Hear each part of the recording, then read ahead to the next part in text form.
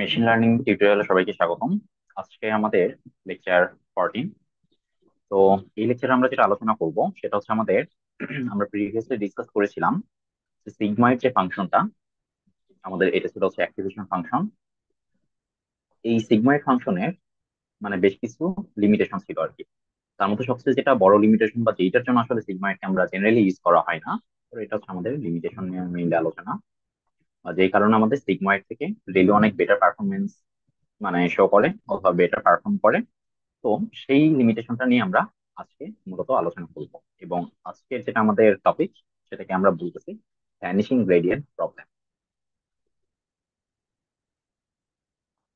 Vanishing gradient problem.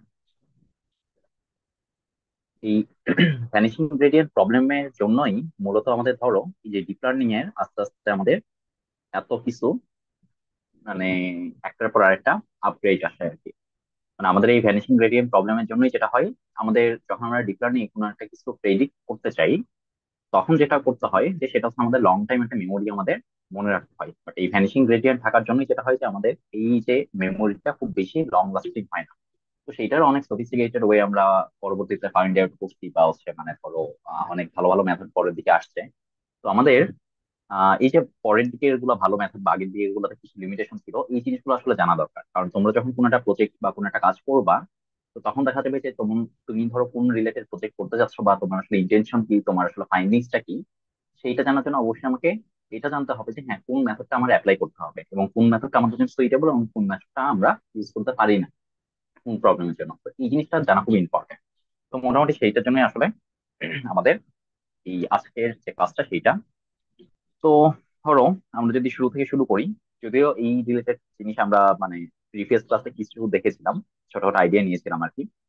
তো আমরা ধরো শুরু থেকে শুরু করি, সেটা হচ্ছে আমাদের ঠিক আগের মতো একটা নিউরাল নেটওয়ার্ক, যেখানে আমাদের x1 আছে, x2, x3, এবং ধরে নিতে পারো এটা হচ্ছে আমার ফার্স্ট হিডেন লেয়ার, এটা হচ্ছে আমার সেকেন্ড হিডেন লেয়ার, দেন এইটা আমার সবগুলোর সাথে কানেক্টেড থাকবে প্রত্যেকটা হিডেন লেয়ারের সাথে, এবং ফাইনালি এটার সাথে কানেক্টেড থাকবে। এবং সেখান থেকে আমাদের কি আসবে, ওয়াই হ্যাট যেটা সেটার ভ্যালুটা আসবে। আচ্ছা, তাহলে আমরা শুরুতে যে হিডেন লেয়ার সেটা আমরা বলতে পারি যে এটা ধরো হচ্ছে আমার অন্য কালার নেই, এটা হচ্ছে আমার ধরো আউটপুট 1 1, এটা আমাদের আউটপুট 1 2, এবং আমরা ধরে নিতে পারি এটা আউটপুট 2 1। ঠিক আছে। আচ্ছা, এখান থেকে আমাদের ওয়াই হ্যাট আসবে, তারপর সেটাকে আমরা কিসের সাথে কম্পেয়ার করবো, ওয়াই সাথে কম্পেয়ার করবো, তারপর সেখান থেকে লস বের করবো এবং এই লসটাকে মিনিমাইজ করবো। এটাই তো আমাদের মোটামুটি ওভারঅল একটা লসের ডায়াগ্রাম বা প্রসিজার।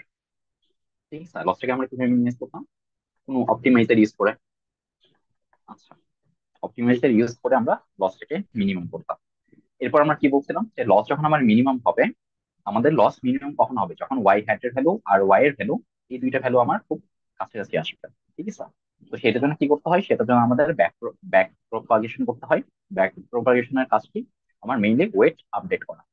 তো আমরা যখন ওয়েট আপডেট করব, তো তখন ধরো হচ্ছে অনেক কিরকম হইতো, যে ধরো তুমি হচ্ছে ধরো আমার ওয়েট দেওয়া আছে, এটার ওয়েট আমার W11, এটাও হইতে পারে তোমার হচ্ছে হচ্ছে 12, এটা W13, তারপর হচ্ছে W14, W15, W16। মানে তোমার যতগুলো আমার নিউরাল নেটওয়ার্ক থাকবে, যতগুলো নিউরন থাকবে প্রত্যেকটাতেই একটা করে আমার ওয়েট অ্যাসাইন করা থাকবে। ঠিক আছে। সিমিলারলি এটাকে তুমি বলতে পারো W21, এটা হচ্ছে W22। তাহলে এগুলোতে আমার ওয়েট। তো আমরা যখন দেখতেছিলাম যে যখন আমাদের ম্যাচ করতেছে না, আমরা কি করি, এই আউটপুট এখান থেকে আমরা ফার্স্টে আসি যে ঠিক আছে আমার এই ওয়াই হ্যাট এইটার জন্য রেসপন্সিবল কে, এটার জন্য আমার রেসপন্সিবল হচ্ছে আউটপুট 2 1। আউটপুট 2 1 আনার জন্য আমার রেসপন্সিবল কে, সেটা হচ্ছে আউটপুট 1 1। আউটপুট 1 1 আসছে সেইটার জন্য রেসপন্সিবল কে, সেটা হচ্ছে আমার W11। তো W11 কে যদি আমি রিপ্লেস করতে চাই, বা রিপ্লেস ঠিক না মানে ধরো হচ্ছে আপডেট করতে চাই ওই থাকে, তখন আমরা কি করি, W11 নিউ এইটা দেই ইকুয়াল টু ঠিক আমাদের সেই আগের formula, W11 old minus learning rate এবং তার সাথে লস ফাংশনের derivative with respect to W11 old. ঠিক আছে। আচ্ছা, তারপর আমাদের কি কাজ ছিল, আমাদের মোটামুটি ধরো এইটা জানা, এইটা জানা, শুধুমাত্র এই যে ভ্যালুটা, ডেরিভেশনের যে ভ্যালুটা সেটা আমাদের জানা দরকার হয়। তখন আমরা এই ডেরিভেশনের জন্য আমরা কি করতাম, চেইন রুল অ্যাপ্লাই করতাম বা ইউজ করতাম। T L by T W one one whole. এইটা তখন তুমি হচ্ছে লিখতে পারো যে হ্যাঁ এটা আমার কিসের উপর ডিপেন্ডেন্ট, ফার্স্ট অফ অল এটা হচ্ছে আউটপুট টু ওয়ান এর উপর ডিপেন্ডেন্ট, তারপরে সেটা হচ্ছে আমার আউটপুট ওয়ান ওয়ান এর উপর ডিপেন্ডেন্ট, তাহলে output one one divided by T W one one. এইভাবে কন্টিনিউয়াসলি আমাদের এই তোমার হচ্ছে চেইন রুলের মাধ্যমে এই জিনিসটা সম্পূর্ণ প্রোপাগেট করে বা প্রসিড করে। তো একটা জিনিস তোমাদের একদম শুরু মানে ধরো ডিপ লার্নিং মানে যখন হচ্ছে আমাদের টপিকটা শুরু হয়, তো সেই সময় আমরা দেখাইছিলাম যে আমাদের সিগমার যে অ্যাক্টিভেশন ফাংশন সেটা আমরা কি করছিলাম, একটা গ্রাফ দেখছি। যে গ্রাফটা আসলে কি মিন করতো, যে আমাদের ভ্যালুটা কত থেকে কত মধ্যে ভ্যারি করে সেটা আমাদের মিন করতো। তো গ্রাফটা অনেকটা কিরকম ছিল, ধরো আমরা মেইনলি এখানে সিগময়েড অ্যাক্টিভেশন ফাংশনের জন্য যে প্রবলেমটা হয় সেটা নিয়ে আলোচনা করতেছি, যেটা হচ্ছে আমার ভ্যানিশিং গ্রেডিয়েন্ট প্রবলেম।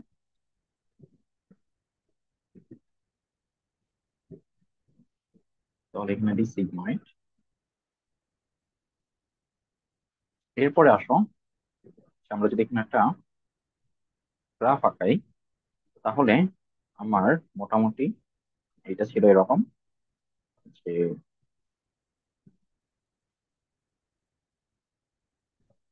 এরকম টাইপের একটা গ্রাফ পাওয়া যেত, যেটা আমরা ধরো মোটামুটি আমরা ফাংশনটাকে এরকম করে বলছিলাম one by one plus E to the power minus Z. তুমি জেডও দিতে পারো অথবা ওয়াইও দিতে পারো, যেটা সুবিধা। মানে এখানে আমরা ধরো জেড হিসাবে এটাকে প্রকাশ করতেছে, মানে জি অফ ফাংশন অফ এক্স। ঠিক আছে, মানে ধরো কথার কথা এই জায়গাতে আমরা আসলে Z equal to W one X plus W two X two plus W three X three plus আমার বায়াস। ঠিক আছে, এইটা আর কি। তো এটা হচ্ছে আমাদের সিগময়েড ফাংশন, সিগময়েড ফাংশনের গ্রাফ। তো এই মানে ফাংশনের গ্রাফটা কিসের মধ্যে ভ্যারি করতো, মোটামুটি এর ম্যাক্সিমাম ভ্যালু সেটা ছিল আমার ওয়ান, এবং যেটা মিনিমাম ভ্যালু সেটা হচ্ছে আমার জিরো। তখন আমরা বলছিলাম যে ধরো মোটামুটি আমরা এইভাবে ইউজ করি যে হচ্ছে তোমার পরে আসতেছি, ধরো এটা মোটামুটি আমাদের 0.5। তাহলে 0.5 এর যদি আমাদের ধরো বেশি আসে, তখন আমরা সেটাকে ওয়ান হিসেবে কনসিডার করি, যদি 0.5 এর কম আসে তাহলে সেটাকে জিরো হিসেবে কনসিডার করি। কনসিডার করে আমাদের কাজটা যেটা হয়, যে ধরো আমাদের পার্টিকুলারলি ধরো এই নিউরনটার কোনো কাজ দরকার নাই, তখন আমরা কি করব, এইটার ভ্যালুটা এমন ভাবে আমরা ওয়েটটা সেট করব বা সেট জিনিসটা করা হবে যেন এটার অ্যাক্টিভেশন ফাংশন থেকে আমার 0.5 এর নিচে আমার ভ্যালুটা আসে। তখন 0.5 এর নিচে আসলে এর অ্যাক্টিভেশন ফাংশন আমাকে কি শো করবে, জিরো শো করবে, তখন এটার কোনো কাজ করবে না।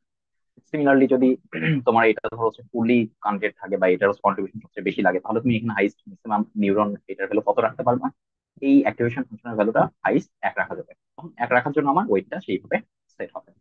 তো এই কাজগুলো আসলে তোমার অ্যাক্টিভেশন করে থাকে, যে কোন নিউরনটা মানে অ্যাক্টিভেটেড হবে আর কোনটা আমার অ্যাক্টিভেটেড হবে না, বা হচ্ছে আমার কন্ট্রিবিউশন কমানো দরকার হবে, সেটার কাজটা করবে। তো এটা তো আমাদের সিগময়েডের ফাংশনের গ্রাফ। বাট যখন আমি বলছিলাম যে আমরা যখন ডেরিভেটিভ অফ সিগময়েড নিব, ঠিক আছে, এখানে যেরকম আমি ধরো জেড দ্বারা বুঝাচ্ছি, তাহলে আমাদের যে ধরো সিগমা জেড, এই সিগময়েড ফাংশনের হচ্ছে derivative with respect to DJ, এটার ভ্যালুটা আমাদের কত মধ্যে ভ্যারি করে বলছিলাম, 0 to 0.25। তাহলে এইটার গ্রাফটা আমরা মোস্ট প্রবাবলি দেখছিলাম। গ্রাফটা এটা কিরকম ছিল, মোটামুটি ধরো জিনিসটা এরকম কোন একটা গ্রাফ ছিল। ঠিক আছে, এটা টাচ করবে না, চলে যাবে। এটা হচ্ছে আমাদের 0.25। আচ্ছা, তাহলে আমাদের গ্রাফটা এটা ছিল, যে আমাদের এটা হচ্ছে সিগময়েড ফাংশনের গ্রাফ, যেটা ব্ল্যাক কালার দিয়ে, আর যেটা রেড কালার সেটা হচ্ছে আমাদের ডেরিভেটিভ অফ সিগময়েড ফাংশন। তাহলে আমরা লিখি ডেরিভেটিভ অফ সিগময়েড ফাংশন। ঠিক আছে, এটা ছিল আমাদের ডেরিভেশনের গ্রাফটা। এখন ধরো ওই যে আমরা শুরুতেই যেটা লিখতেছিলাম, এইটার ধরো এবার আমি ভ্যালু গুলোকে ফাইন্ড আউট করতে চাই। তো এই জিনিসটা একটু আরেকবার লিখি।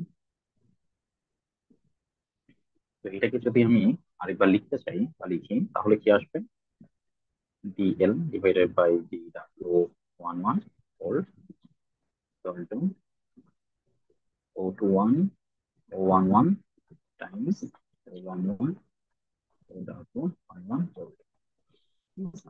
এটা ধরো হচ্ছে আমাদের এখন কোনো একটা চেইন রুল, মানে খুব ছোটখাটো একটা আমরা হিডেন লেয়ার বা ছোটখাটো একটা নেটওয়ার্কের জন্য আমরা এইটুকু আমরা চেইন রুল হিসেবে পেলাম, মানে চেইন রুল থেকে এই জিনিসটা আমরা পেলাম। যদি তোমার হচ্ছে ধরো হিডেন লেয়ার আরো বেশি থাকে, তারপরে দেখাইছিলাম যে আমাদের চেইন রুল আস্তে আস্তে কি আরো অনেক বড় থাকবে, আরো মোটামুটি অনেকগুলো ডেরিভেশন আর গুণফল হবে আর কি। তো ধরো ফর সাম রিজন তাহলে কি এইটা আমার, এটা একটা ডেরিভেটিভ এন্ড এটাও একটা ডেরিভেটিভ, এবং আমি এখানে ধরো অ্যাক্টিভেশন ফাংশন হিসাবে সিগময়েড ইউজ করতেছি। তো সিগময়েডের যদি ডেরিভেশন নেই, তাহলে হাইস্ট ইন্টার ভ্যালু কত হইতে পারে, ম্যাক্সিমাম হইতে পারে 0.25 অথবা তার চেয়ে ছোট। ঠিক আছে, জিরো থেকে শুরু করে সেটা আমার হাইস্ট 0.25 পর্যন্ত হইতে পারে। তো ধরে নাও সে যে এইটার ভ্যালুটা আসলো আমার 0.2, এবং ধরো সেইটার ভ্যালুটা ফর সাম রিজন আসলো আমার খুব ছোট 0.02। দেখো এখানে আমি বলতেছি যে just দুইটা আমার গুণফল আছে, দ্যাটস আমি ধরে নিচ্ছি যে ঠিক আছে সামহাও আসবে, কিন্তু যদি এটা অনেক বড় কোনো গুণফল থাকে তাহলে কিন্তু অবশ্যই আমার ছোট যে ভ্যালু গুলো সেটা আসবে। এরকম তোমার 0.02, 0.002 বা 0.005 এরকম টাইপের আমার ভ্যালু অবশ্যই আসবে। আচ্ছা, ধরো এই দুটোকে গুণ করলে আসলে কত হয়, মোটামুটি তোমার দুই দুই, আচ্ছা এখানে তোমার 0.004 এটা হবে। এখন চিন্তা করো, যখন আমার ওয়েটটা আপডেট হবে, আমার টার্গেট কি ছিল, টার্গেট ছিল এই W11 নিউ যেটা, সেইটাকে আমার নিয়ে আসা। এই W11 নিউ কি ছিল, W11 old minus learning rate, তারপরে আমাদের যেটা ছিল DL by D W11 old. ঠিক আছে, তাহলে এখান থেকে তুমি জাস্ট একটা, আমি ধরে নিচ্ছি বিভিন্ন নিউমেরিক্যাল ভ্যালু জাস্ট তোমার বোঝার সুবিধার জন্য। তো তুমি যদি এটুকুই কনসিডার করো, তাহলে ধরো কথার কথা আমার উম, এই যে W11 ওল্ড, মানে অ্যাট ফার্স্ট ধরো এটার আমার ওয়েট কথার কথা জাস্ট আমি দিয়ে রাখছিলাম 2.5 ইনিশিয়ালি। হ্যাঁ, তাহলে আমার হচ্ছে এখন আপডেট হয়ে আমার ওয়েটটা কত হবে, তাহলে 2.5 মাইনাস এখানে ধরো রেট, লার্নিং রেটের হলো আমরা কি বলছিলাম, মোটামুটি ধরো বেশি ছোট থাকে, 0.01 থেকে শুরু করে পয়েন্ট তোমার হচ্ছে 0.0001 বা তারও ছোট, বা এর মাঝামাঝি মোটামুটি থাকে। আমার ধরে নিচ্ছে মোটামুটি এটা ধরো 0.01, এতে ছোটও থাকতে পারে। এবং এই যে এটা, এই ভ্যালুটা তুমি কত বের করলা, এখান থেকে ধরো 0.004, তাহলে এখান থেকে যদি তুমি মাইনাস করো, দেখো এটার ভ্যালুটা আসবে মোটামুটি 2.4996, যেটা কি আমার এই 2.4996 almost too much close two কি 2.5। তার মানে তোমার 2.5 ওয়েট দিয়ে আমার যে রেজাল্টটা আসছে, এই যে ওয়াই হ্যাটের ভ্যালু, এবং সেই রেজাল্টটা দেখা যাচ্ছে আমাদের অবজার্ভের সাথে যখন আমি মানে ডিফারেন্স নিচ্ছি বা অবজার্ভের সাথে আমার এটা মিলতেছে না, এটা একটা পার্থক্য থাকছে, এবং সেটার জন্য আমাদের লস আমরা বলছি যে হ্যাঁ এখানে লস আছে, এটাকে মিনিমাইজ করতে হবে। বাট তুমি যখন আপডেট করতেছো, আপডেট করে তোমার যে ভ্যালুটা আসছে 2.44996, এটা কিন্তু তোমার 2.5 এর খুবই কাছাকাছি। তো দেখা যাচ্ছে যে এখানে আমার ওয়েটটা খুব বেশি আপডেট হচ্ছে না, দ্যাটস ওয়াই তোমার এই যে ওয়াই হ্যাটের যেটা হচ্ছে আমার রেজাল্ট, মানে ওয়াই হ্যাটের ভ্যালু যদি তোমার ধরো ওয়াই অবজার্ভের ভ্যালু যদি হয়ে থাকে 1, আর ওয়াই হ্যাটের ভ্যালু যদি ইনিশিয়ালি তোমার 0 এসে থাকে, সেকেন্ড বার এই ওয়েটটা ইউজ করেও দেখা যাবে তোমার 0 থেকে এটা খুব বেশি চেঞ্জ হচ্ছে না, অলমোস্ট 0-র কাছাকাছি আসবে। তার মানে তুমি এখানে যতই তুমি ব্যাক প্রপাগেশন চালাও বা যেটাই করো, আমার এই ভ্যালুটা মানে আমার হচ্ছে ওয়াই হ্যাটের ভ্যালুটা, প্রেডিকশনের ভ্যালুটা সে চেঞ্জ করতে পারবে না। তুমি আরো চিন্তা করো, এখানে হচ্ছে জাস্ট দুইটা আমরা গুণফল দেখলাম, যদি চেইন আরো বড় হয় তাহলে কি হবে, মোটামুটি এই তোমার W11 নিও সেটা অলমোস্ট কার সমান হবে, ওই তোমার হচ্ছে W11 ওল্ড যা ছিল তাই, মানে এটার কখনো আর চেঞ্জ হবে না। তো এই রিজনে আসলে আমার সিগময়েডটা মানে ইউজ করা হয় না, বা এটা খারাপ রেজাল্ট দেয়। আর এই কারণে যেটা হয় যে আমাদের যতই তুমি ব্যাক প্রপাগেশন করো এবং করো মানে তুমি সে মানে প্রপাগেশন করো, ঘুরে ফিরে তোমার রেজাল্ট খুব বেশি চেঞ্জ হয় না, সেই খুব তখন তার ডেটাকে আসলে ট্রেন করতে পারে না ঠিক মতো। তো এইটাই আমাদের ভ্যানিশিং গ্রেডিয়েন্ট প্রবলেম, যে যখন আমাদের চেইনটা অনেক বড় হয়ে যাবে, যে অনেক কিছু আমার গুণ করতেছি, মানে অনেকগুলো তোমার সুপার অ্যাক্টিভেশন ফাংশনের জন্য, তখন যেটা হবে যে সামহাও তোমার কোনো একটা ভ্যালু বা বেশ কয়েকটা ভ্যালু যখন খুব ছোট ছোট চলে আসবে এই ডেরিভেশনটা, তখন আমার ওভারঅল এটাকে ইম্প্যাক্ট এমন ভাবে পড়বে যে এই যে আমার নতুন যে ওয়েটটা সেটা খুব বেশি আপডেট হবে না। তো এই প্রবলেমটাকে বলা হচ্ছে আমাদের ভ্যানিশিং গ্রেডিয়েন্ট প্রবলেম। ঠিক আছে, তো এটা আমরা কিভাবে রিকভার করবো বা কি করব, এটা আমরা পরবর্তী যেটা টিউটোরিয়াল আসবে আমাদের, সেখানে আমরা এটা আলোচনা করবো। আজকে এই পর্যন্তই, ধন্যবাদ সবাইকে।